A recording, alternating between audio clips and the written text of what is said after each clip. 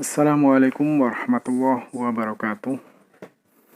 Puji syukur alhamdulillah kita ketemu lagi dengan channel kisah kita. Sebuah channel yang banyak memuat konten tentang kisah dan hikmah. Channel yang menyajikan sebuah kisah dan berharap kita semua bisa mengambil hikmah dari kisah tersebut. Pada kesempatan kali ini kami akan mengisahkan tentang sahabat Nabi, yaitu Amr bin As, seorang sahabat yang terkenal dengan penanganan wabah taun yang terjadi pada saat itu. Mari kita simak kisahnya.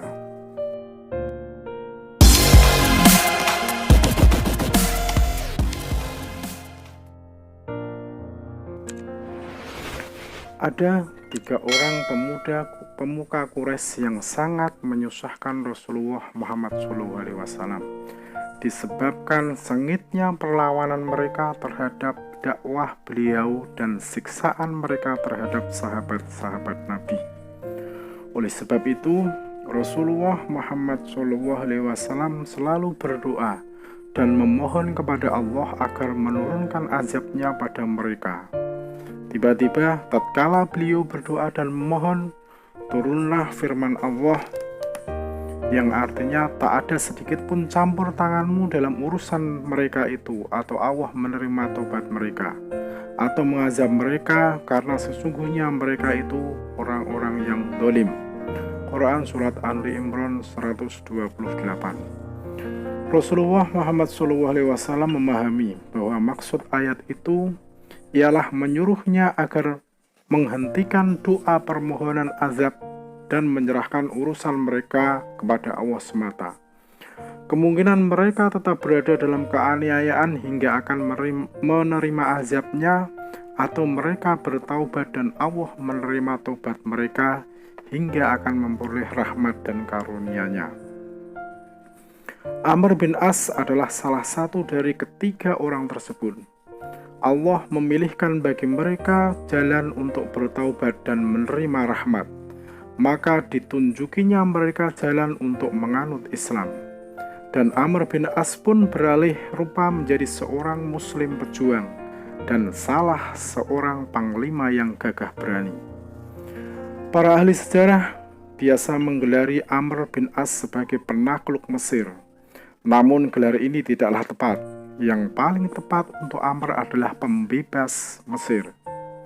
Islam membuka negeri itu bukanlah menurut pengertian yang lazim digunakan di masa modern ini, tetapi maksudnya ialah membebaskannya dari cengkraman 2 kerajaan besar yang menjajah negeri ini serta rakyatnya dari perbudakan dan penindasan yang dahsyat, yaitu Imperium Persia dan Romawi.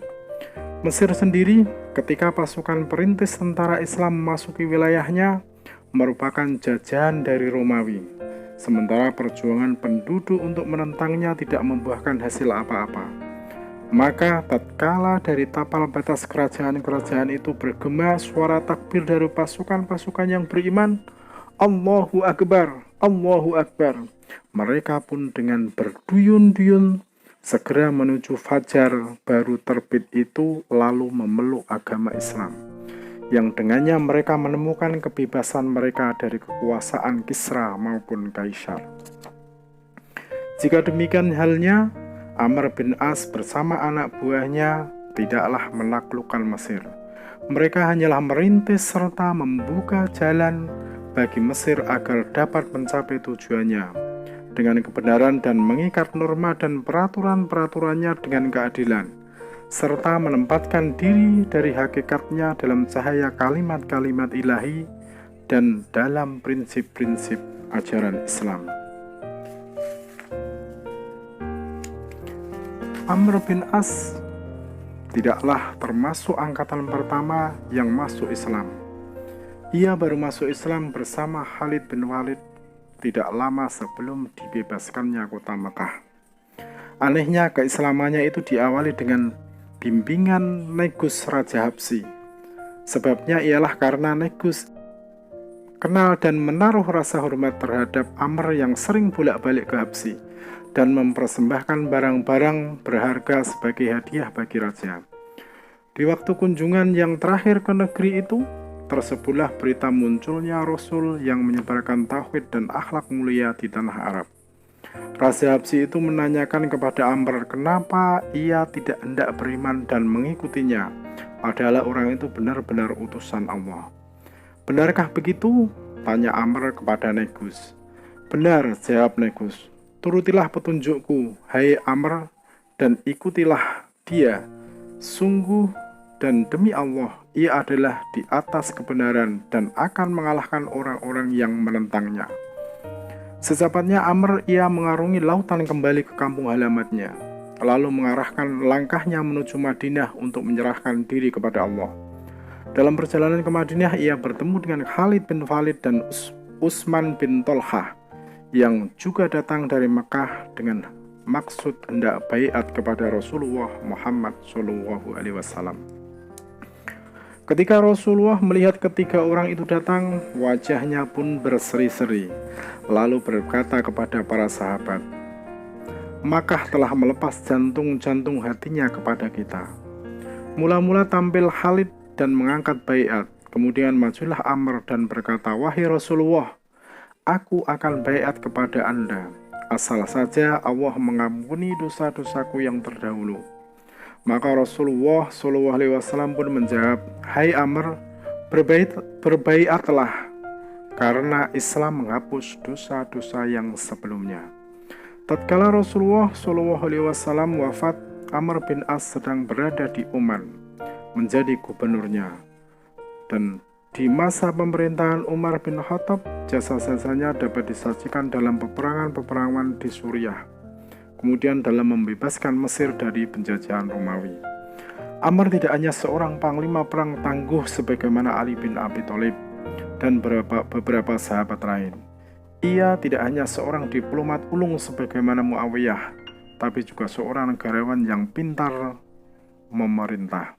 Bahkan bentuk tubuh, cara berjalan dan bercakapnya memberi isyarat bahwa ia diciptakan untuk menjadi amir atau penguasa. Hingga pernah diriwayatkan bahwa pada suatu hari Amirul Mukminin Umar bin Khattab melihatnya datang. Ia tersenyum melihat caranya berjalan itu, lalu berkata, tidak pantas bagi Abu Abdillah untuk berjalan di muka bumi kecuali sebagai amir. Tetapi di samping itu, ia juga memiliki sifat yang amanah, menyebabkan Umar bin Khattab, seorang yang terkenal amat teliti dalam memilih gubernur-gubernurnya, menetapkannya sebagai gubernur di Palestina dan Yordania, kemudian Mesir selama dia menjadi khalifah. Amr bin As adalah seorang yang berpikiran tajam, cepat tanggap dan berpandangan jauh ke depan. Di samping itu, ia juga seorang yang amat berani dan berkemauan keras serta cerdik. Pada zaman Khalifah Umar bin Khattab, pernah terjadi wabah Ta'un di Sam. Pada saat itu gubernurnya adalah Abu Ubaidah. Ia juga wafat terkena wabah. Selanjutnya gubernur yang kedua pun, Mu'ad bin Jabal, juga terkena penyakit yang sama. Dan beberapa sahabat Nabi juga wafat karena wabah tersebut. Lalu posisi gubernur digantikan oleh Amr bin As. Kemudian ia menyerukan kepada kaum muslimin untuk tidak saling berkumpul. Hal ini disampaikan agar manusia dapat terhindar dari wabah yang tengah terjadi. Amr bin As, beliau berkata kepada kaum muslimin, Wahai manusia, sesungguhnya wabah ini seperti api yang menyala-nyala, dan manusia yang berkumpul ini sebagai bahan bakarnya. Maka semakin berkumpul manusia, maka semakin keras, dan cara mematikan api itu harus dipisah. Maka berpencarlah ke gunung-gunung yang pada saat ini dikenal dengan istilah social dan physical distancing. Dan di zaman Amr bin As ini, akhirnya wabah pun mereda. Pada tahun ke-43 Hijriah, Amr bin As wafat di Mesir ketika menjadi gubernur di sana. Di saat-saat kepergiannya itu, ia mengemukakan riwayat hidupnya. Pada mulanya aku ini seorang kafir dan orang yang amat keras terhadap Rasulullah Muhammad SAW. hingga seandainya aku meninggal pada saat itu, pastilah aku masuk neraka.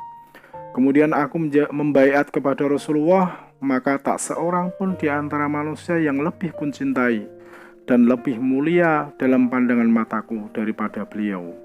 Dan seandainya aku diminta untuk melukiskannya, maka aku tidak sanggup karena disebabkan hormatku kepadanya. Aku tak kuasa menatapnya sepenuh mataku, maka seandainya aku meninggal pada saat itu, besar harapan akan menjadi penduduk surga. Kemudian setelah itu, aku diberi ujian dengan beroleh kekuasaan, begitupun dengan hal-hal lain. Aku tidak tahu apakah ujian itu akan membawa keuntungan bagi diriku ataukah kerugian. Lalu diangkatnya kepalanya ke arah langit dengan hati yang tunduk, sambil bermunajat kepada Tuhannya yang maha besar lagi maha pengasih, seraya berdoa, "Ya Allah, daku ini orang yang tak luput dari kesalahan, maka mohon dimaafkan. Daku tak sunyi dari kelemahan, maka mohon diberi pertolongan. Sekiranya daku tidak beroleh rahmat karuniamu, pasti celakalah nasibku." Demikian kisah tentang Amr bin As, sahabat Nabi yang awalnya menentang keras dakwah Nabi Muhammad, yang pada akhirnya tunduk dan memeluk ajaran Islam hingga menjadi panglima perang dan akhirnya menjadi gubernur di Mesir. Mudah-mudahan kita bisa mengambil hikmah dari kisah Amr bin As ini dan menjadikan pelajaran dalam hidup kita. Terima kasih. Mudah-mudahan ada manfaatnya. Wassalamualaikum warahmatullahi wabarakatuh.